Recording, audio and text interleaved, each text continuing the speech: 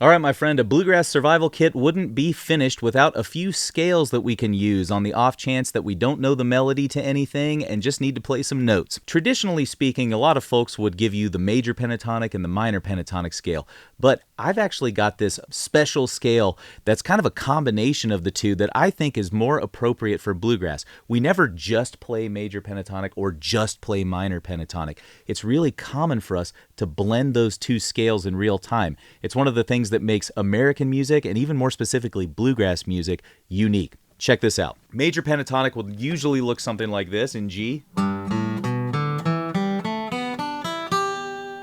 Minor pentatonic would look something like this.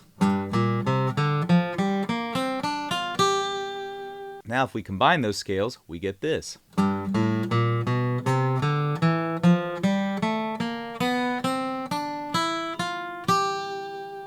You may have already noticed that we ended up with more notes than exist in the major scale, but there are some specific rules for how to use some of these notes, so don't be too worried. If you can adhere to these rules, you're never going to have to remember how to fumble your way through that scale. First and foremost, let's talk about this chromatic passage that happens after the root.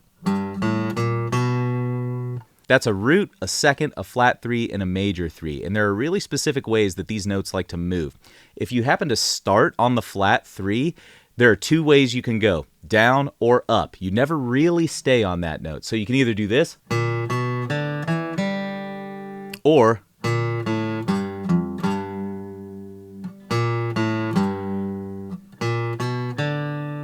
those are the only two ways that you can move off of that note. You should never really hang on it. So if you land on that B flat, it's a really good thing to know. Also, if you land on that second, it's a really cool thing to walk up and down that chromatic passage.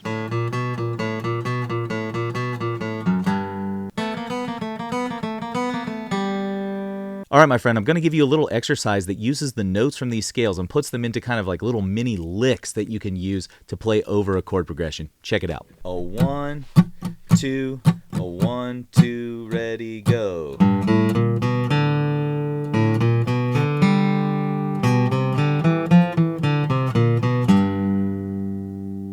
One, two, a 1, 2, ready, go.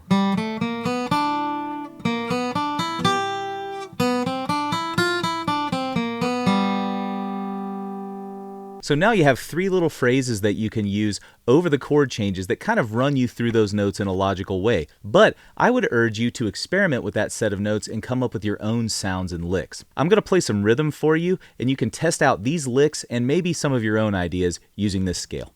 Oh, 1, 2, ready, play.